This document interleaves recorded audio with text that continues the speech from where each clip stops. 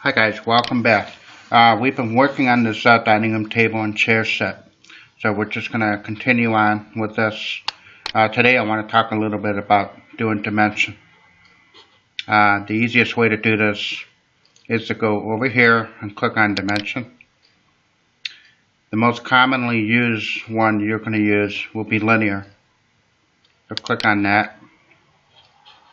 Make sure that you have your eSnap on. You don't need ortho on at this point, but make sure your eSnap is turned on.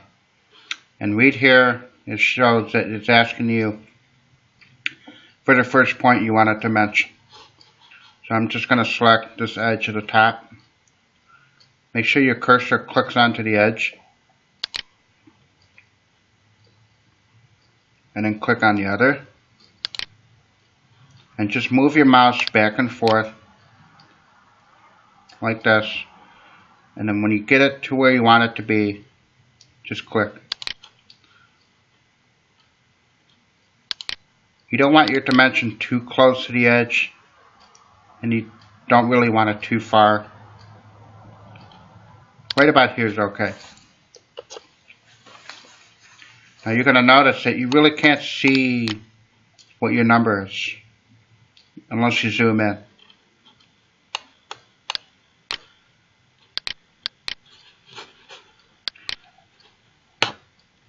So the best way to fix that is to click on the dimension until it's highlighted with blue grips, and then right click, and then select properties, and then this little dialog box comes up. Make sure that your dimension is still selected. And what we're going to do here is we're going to change the size of the arrows or the ticks. What you have to do is you have to hover over these symbols here on the left, and it'll tell you what exactly you're looking at. You need to find this one where it says arrow size. Double click on that until it's highlighted in blue. Type in 1. And next we're going to go to the text section. You just drag this little bar up and down. Now we're in the text section. Now we need to find our text size. So again, hover over until you eventually get to this guy here. And it's labeled text height. Double click on that, type 1, and return. You got your graphic screen. You'll notice your dimension is still highlighted, so just hit escape. Now you can very easily read that dimension. You can close this dialog box when you're finished with it. Let's add some more dimension.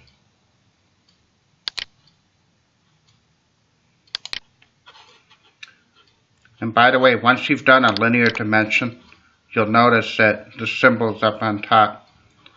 So the next time we do a dimension, we can just simply click here.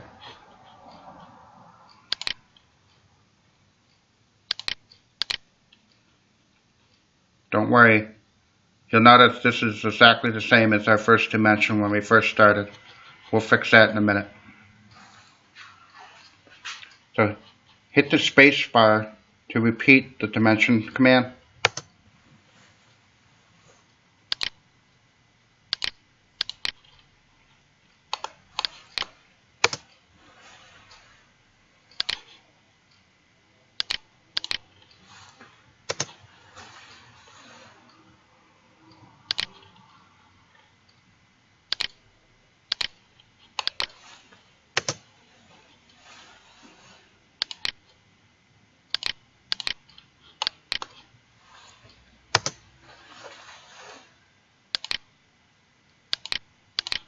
Okay.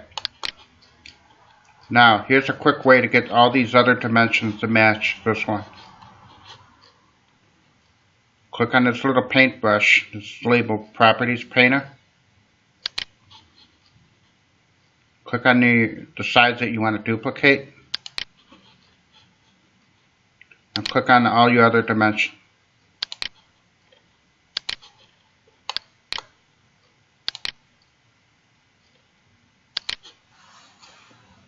And when you're done, hit escape. Okay. Now here's a couple of things. You'll notice this is labeled 17 and 1/16. Sometimes you won't exactly click on what you need it to. Here's a quick way to fix that. Click on your dimension until you see the blue grips.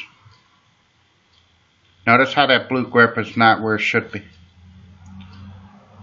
All you need to do is hover your mouse over the grip using the left click, press and hold, and move to where you need it to be, and click again.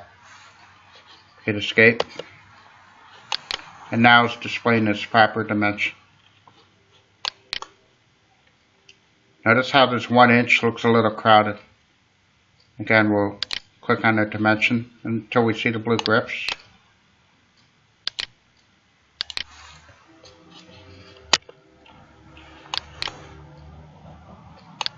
Here's another dimension that needs to be altered. So we'll use the Properties Painter. Then hit escape. Again, if you want to adjust your dimension, you click on it until you see the blue grips, and then grab with your left mouse. Just grab it, press and hold the left click button, and drag it to where you want it to be. When you get it in the position where you want it, just release. Actually, when you get it to where you want it, just click and release, and then hit escape.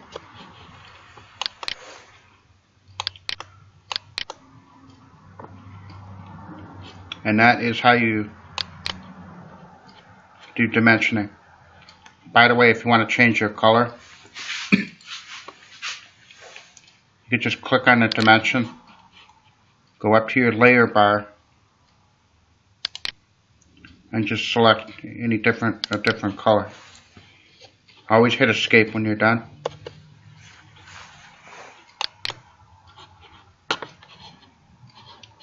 Now if I want to return this back to its original color, I could just hit undo until it goes back.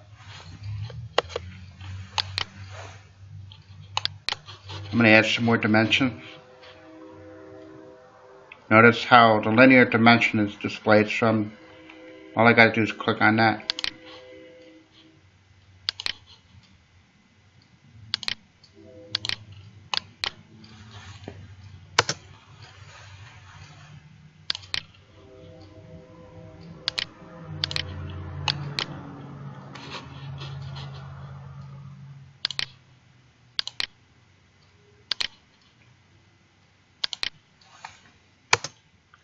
Remember, always save.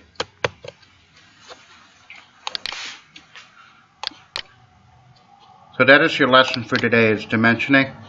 I would invite you to finish up your drawing here and get up to this point where you're dimensioning it. Help each other out.